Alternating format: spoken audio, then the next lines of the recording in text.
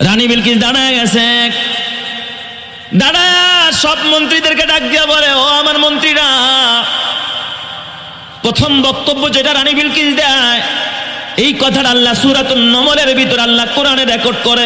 আল্লাহ তাআলা বলে, ক্বালাতিয়া আইয়ুহাল মালাউ ইন্নী উলকিয়া ইলাইয়া কিতাবুন কারীম।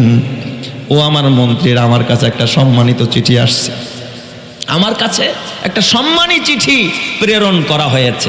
সুবহানাল্লাহ, জোরে কোন সবাই। এই জায়গার মধ্যে একটু তাফসীর করা দরকার। রইসুল মুফাসসিরিন আব্দুল্লাহ ইবনে আব্বাস রাদিয়াল্লাহু তাআলা আনহু বলেন, রানী বিলকিস যদিও বিধর্মী, যদিও অমুসলিম, কিন্তু নবী সুলাইমানের চিঠিরে সম্মান দিয়া কথা বলছে, যে আমার কাছে একটা সম্মানিত চিঠি আসছে। বলে না একটা খারাপ চিঠি আসছে। কি বলছে? ইন্নী উলকিয়া ইলাইয়া কিতাবুন কারীম। আলেম ওলামা থাকলে বয়ান করে মজা পাওয়া যায়, আলেমরা বুঝতেছে সহজেই। কিতাবুন কারীম মানে একটা সম্মানিত চিঠি, চিঠিতে বলা হয় কিতাব। একটা সম্মানিত চিঠি আমার কাছে প্রেরণ করা হয়েছে। তার মানে নবীর চিঠিতে কি দিয়ে কথা বলছে? সে সম্মান দিয়া কথা বলছে। এই কথা বলার কারণে আল্লাহ তাআলা খুশি হয়ে গেছে। আল্লাহ তাআলা যেন অব্যক্ত ভাষায় ডাক দিয়া বলে, ও রানী বিলকিস, তুই আমার পয়গম্বরের চিঠিরে সম্মান দিলি, তার মানে আমার পয়গম্বরের সম্মান দিলি, নবীরে সম্মান দিলি, মানে আমি আল্লাহরে সম্মান দিলি। আমি আল্লাহ তোরে অসম্মানই করবো না, আজ হোক আর কাল হোক, ও চিরেই কালিমার মালা তোর গলায় পড়ায়া দিব। চিৎকার মেরে কন্যা আল্লাহু আকবার। বলেন তো হেদায়েতের মালিককে, যার কথা কয় প্রজাপতি ফুলের কানে কানে, যার প্রেমেতে চাঁদ জেগে রয়নি ঝুম তারার বনে, তার প্রেমেতে ভাষাই তরি আমরা গানে গানে, আমরা গানে গানে। আল্লাহু আল্লাহ বলো, আল্লাহু আল্লাহ, আল্লাহু আল্লাহ বলো, আল্লাহু আল্লাহ। সবাই আল্লাহু আল্লাহ বলো, আল্লাহু আল্লাহ, আল্লাহু আল্লাহ বলো, আল্লাহু আল্লাহ। জোরে আল্লাহু আল্লাহ বলো, আল্লাহু আল্লাহ বলো, আল্লাহু আল্লাহ।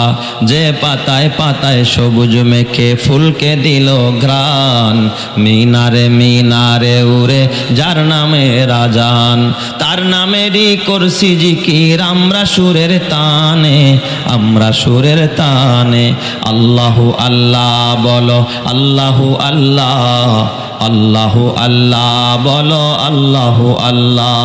যার কথা কয় প্রজাপতি ফুলের কানে কানে, যার প্রেমেতে চাঁদ জেগে রয়নি ঝুম তারার বনে, তার প্রেমেতে ভাষাই তরি আমরা গানে গানে, আমরা গানে গানে। আল্লাহু আল্লাহ বলো, আল্লাহু আল্লাহ, আল্লাহু আল্লাহ বলো, আল্লাহু আল্লাহ।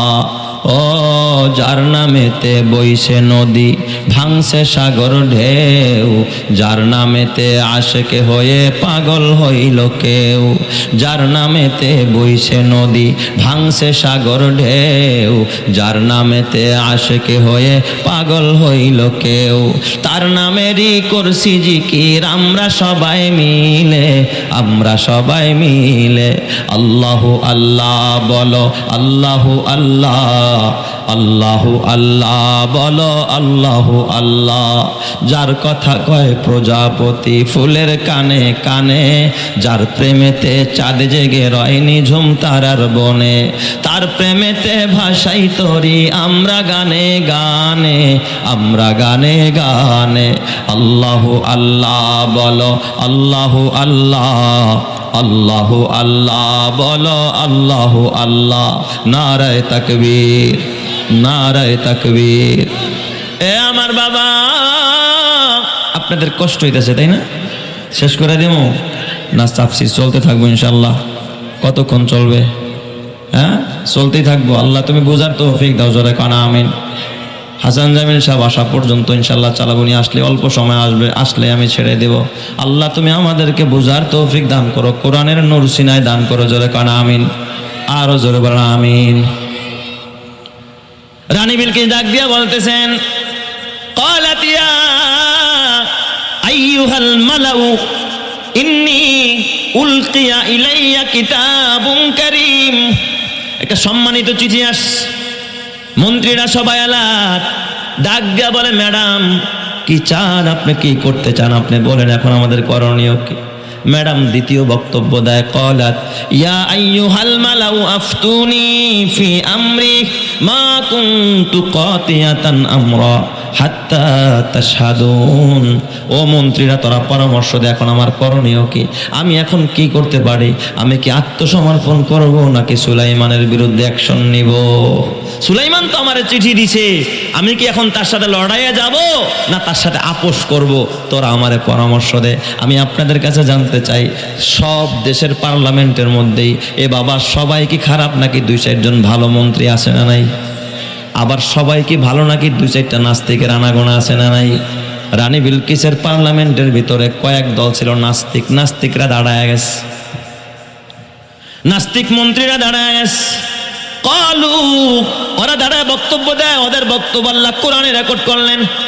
কালু নাহনু উলু কুওয়াতিন ওয়া উলু বাসিন শাদীদ।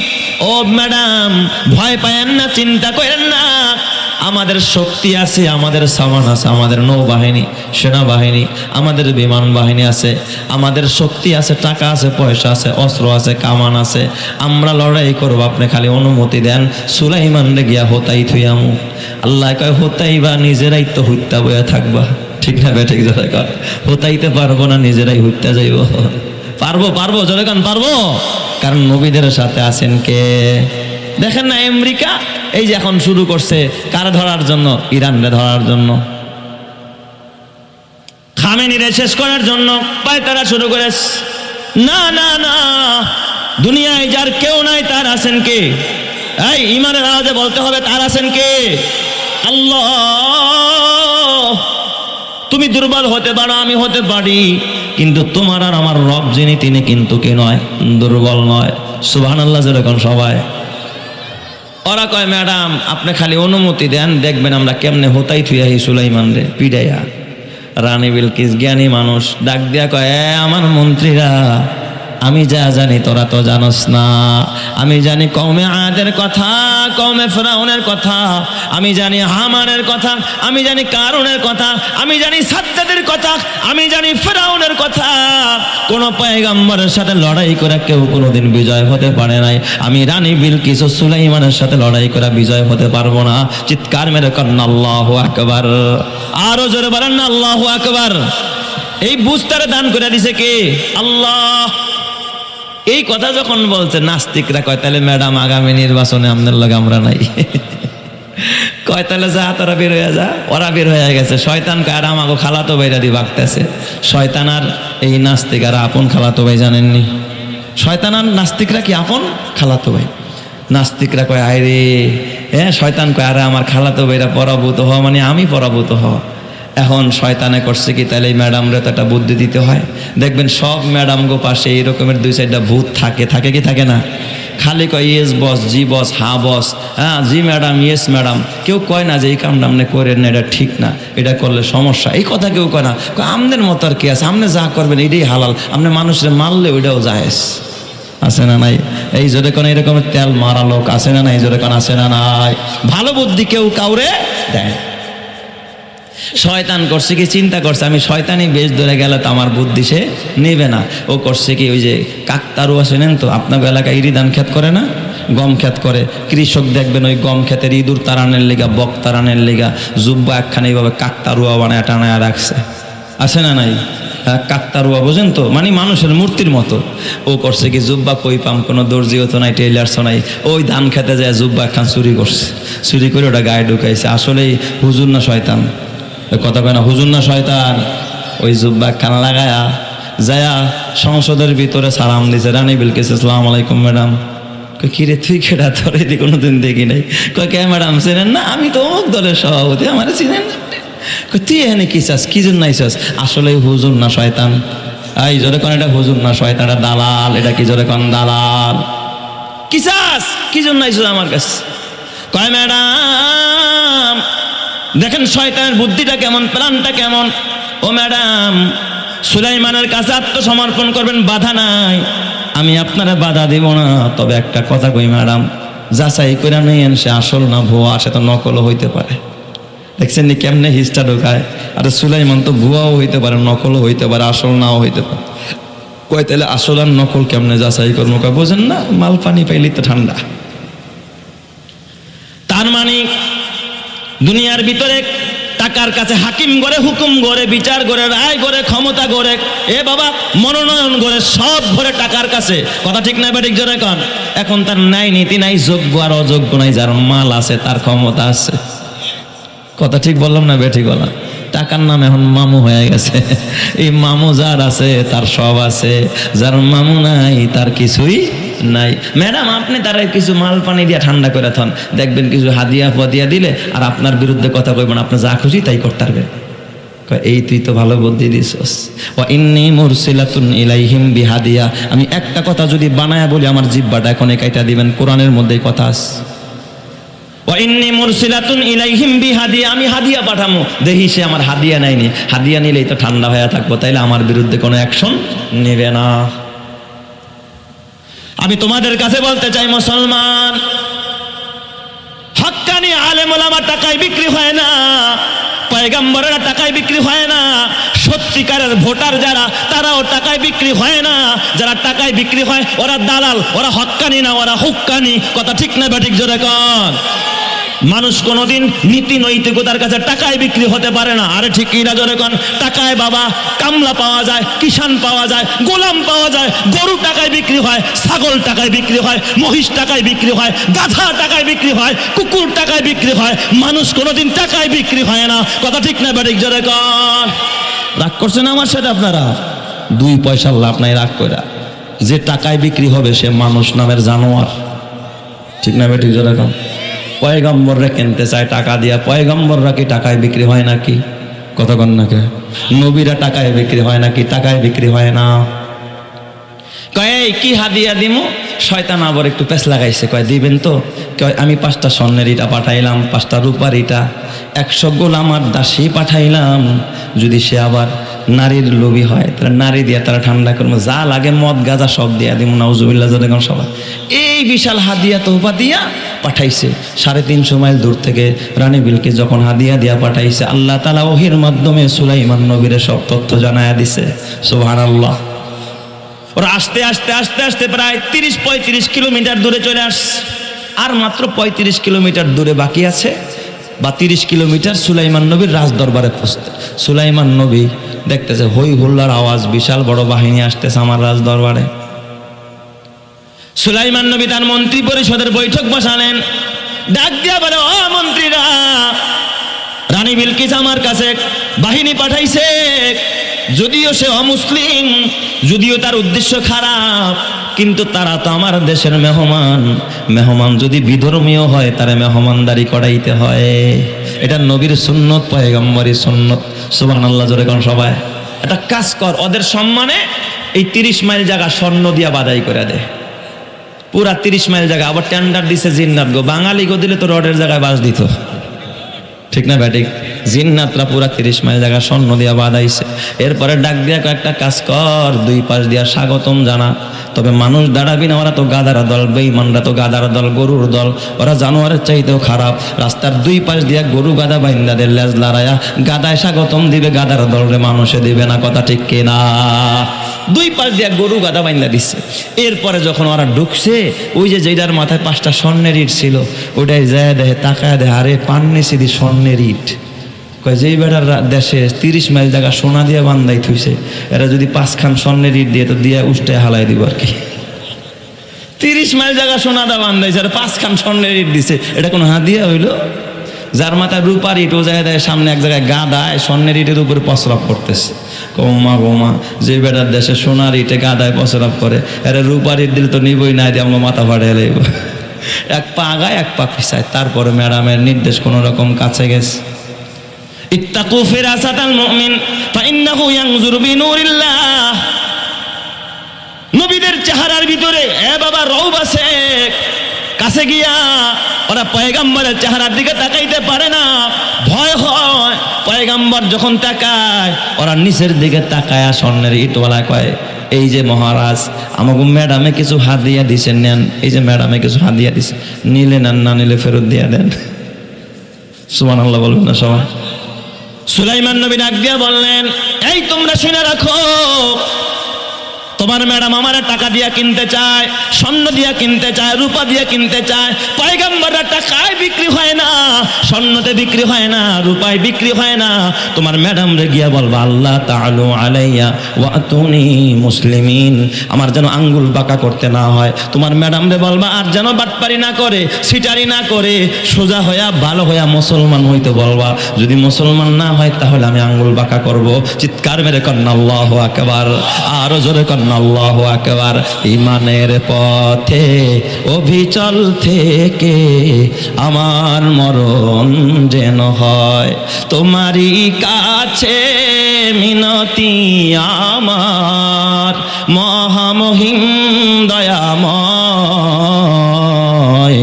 ঈমানের পথে অবিচল থেকে আমার মরণ যেন হয়, প্রতিদিন মিথ্যের মুখোমুখি হয়, বেদিন ফাসেকেরা করে হইচই, আজাজিল এসে গোমরাহি সুর গানে করে তুলে মোহময়। ঈমানের পথে অবিচল থেকে আমার মরণ যেন হয়, তোমারই কাছে মিনতি আমার মহামহিম দয়াময়। ঈমানের পথে অবিচল থেকে আমার মরণ যেন হয়। জোরে জোরে কন্যা আমিন। হয় নাই ঈমানের আওয়াজে বলেন না আমিন। এ আমার বাবা, ওরা ভয় পেয়ে গেছে, দূরে রানী বিলকিসের দরবারে গিয়া কয়, ম্যাডাম এই স্মরণটা দিলেন ঠিক করছেন ম্যাডাম, আমি তো আগেই কইছিলাম সুলাইমানের লগে পারা যাবে না, নাস্তিকরা কোথায় ধর ওগো ধরে এখন জেলে ঢুকা, ওগো কথাই তো আমি এই কাম করছি। রানী বিলকিস আবার ডাক দিয়া বলে, এ মন্ত্রীরা, আমি তো আগেই বলেছিলাম সুলাইমানের সাথে লড়াই করে পারবো না।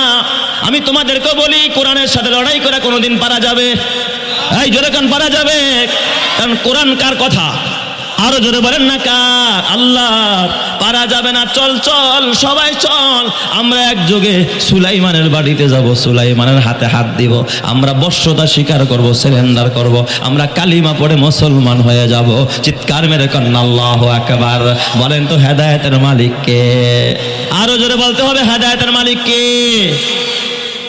এই দিক দিয়ে ওরা বিশাল সব মন্ত্রী পরিষদ নিয়ে রানী বিলকিস সদল বলে রওনা করছে, সুলাইমানের হাতে কালিমা পড়বে, মুসলমান হবে।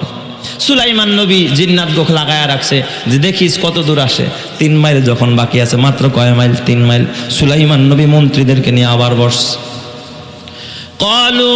قال يا أيها الملأ أيكم يأتيني بعرشها قبل أن يأتوني مسلمين। ও আমার মন্ত্রীরা শুনে রাখ, রানী বিলকিস যে আমার দরবারে আসবে, আমি যে একজন নবী, এটা বোঝানোর জন্য তো তার একটা অলৌকিক ঘটনা দেখানো দরকার, মুজিজা দেখানো দরকার। কয় কি মুজিজা দেখাইতে চান? কয় শোন, তার একটা সিংহাসন আছে, এখন সে কাছাকাছি চলে আসছে। ওই সিংহাসনটা 12,000 বিশাল এক কামরা বেষ্টিত এরিয়ার ভিতরে লুকানো আছে।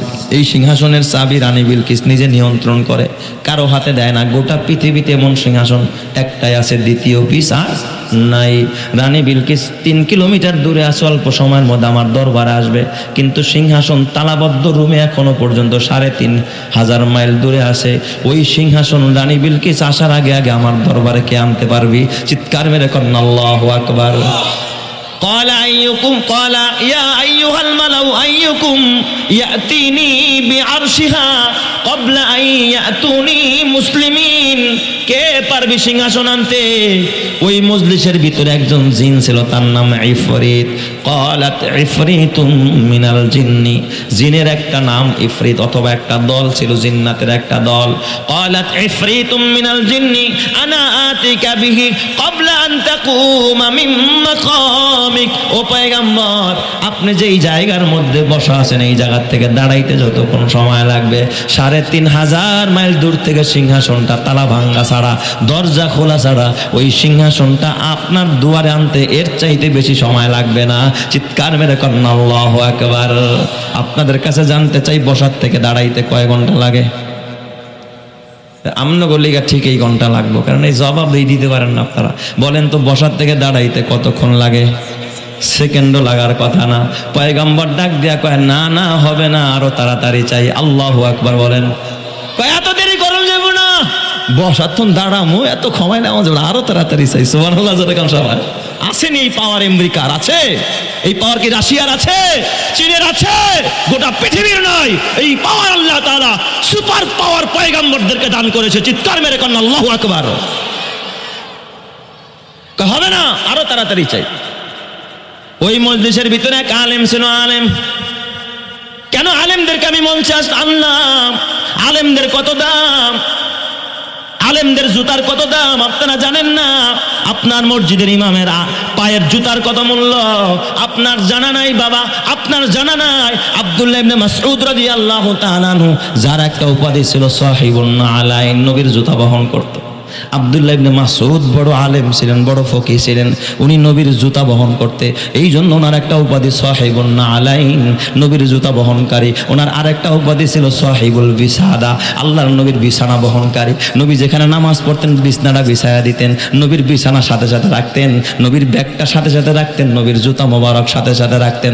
আব্দুল্লাহ ইবনে মাসউদ রাদিয়াল্লাহু তাআলা আনহু জীবনে কখনো নবীর জুতাটা এইভাবে ঝুলায়া রাখে নাই, এইভাবে করে নেয় নাই। নবীর জুতাটা হাতে নিয়ে বুকের সাথে জড়ায়া রাখতেন। চিৎকার মেরে কন্যা আল্লাহু আকবার।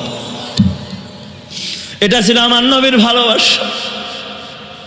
এ যুবক, তোর হাতে পায়ে ধরে বলে যায়, এখন তো আর নবী পাবি না।